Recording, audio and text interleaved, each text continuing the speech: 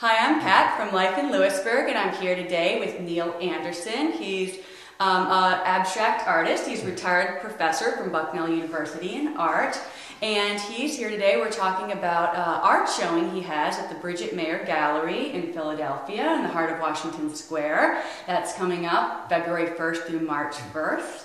And he's going to tell us a little bit about his art, which is some of it's right behind us. Do you want to tell us a little bit about this? And this is part of a series, right? Yeah. Called The series is called Traveling the Plane. Okay. Right?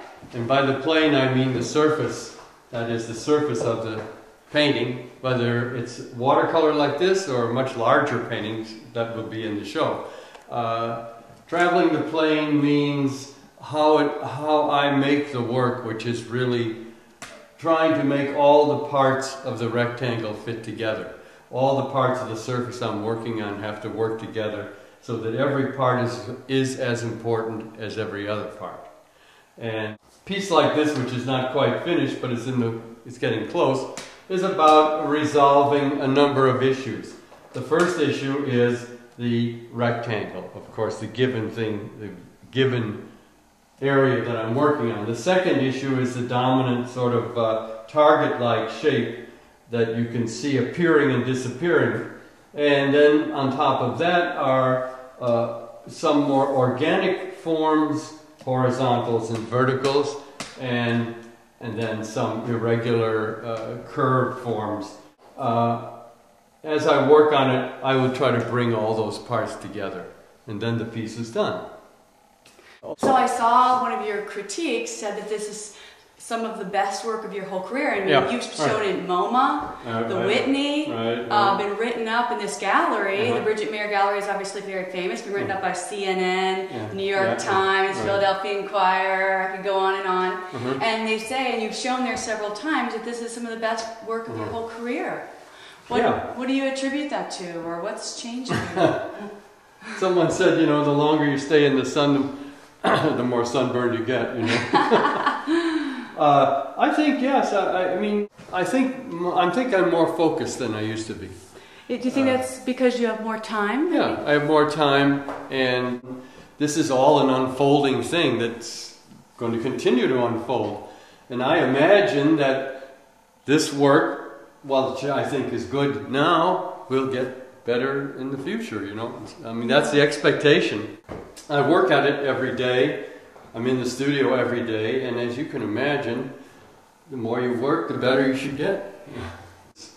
This piece was started maybe 6 months ago, then put aside, and I have returned to it, which is often what happens. So it's hard to say in terms of hours, you know, literally how much time. It's sort of working on it, then putting it aside and looking at it for a long time until you decide what the next move should be. And much more than I've never been able lately anyway to sit down, paint a whole piece, say, okay, now it's done. You have to work on it and then look at it and consider where you've been and what you're doing and how the piece is or isn't resolved. And who would you say are your biggest influences artistically in terms of painting? Well, you should read that essay that Sid wrote, and in it he describes the connections to a group of other abstract artists, Bryce Marden, Terry Winters, and then going back earlier in the 20s to Mondrian. Those would probably be the main influences, yeah. Where are most of your paintings sold? The larger pieces, which you're not seeing here, are mainly corporate clients. Some restaurants, advertising agency, for instance, or there are some of the larger pieces, in fact, are in private homes, people who are interested in collecting and focus a lot of their life on the art. And what pieces did you have exhibit in the Metropolitan Museum of Art in New York City? MoMA, probably MoMA. Not the Metropolitan. Oh, sorry. Well, that was, the pieces that they own of mine were done years ago One is a portrait of Malcolm X, and the other is a portrait of Martin Luther King. And they have shown them from time to time. They're black and white etchings.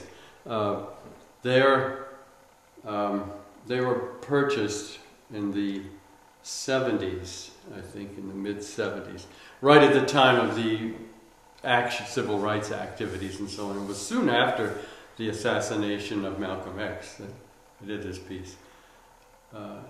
That's what they own. Yeah. Do you use, trips, traveling to inspire some of your work? And yes, you go to museums, you travel, you do all the normal things one would do, but you never know where the ideas are going to come from. You just have to be constantly open to the possibilities that something will appear. I, in general, have always been interested in, always look at Chinese and Japanese painting. But I was impressed, I must say, most of all with the shape, the tall vertical shape for a landscape. Instead of a horizontal, which you usually think of as landscape, this is a tall vertical. So that's a shape that I've been using for some time. It's like a door, As I say, a door through which you don't pass.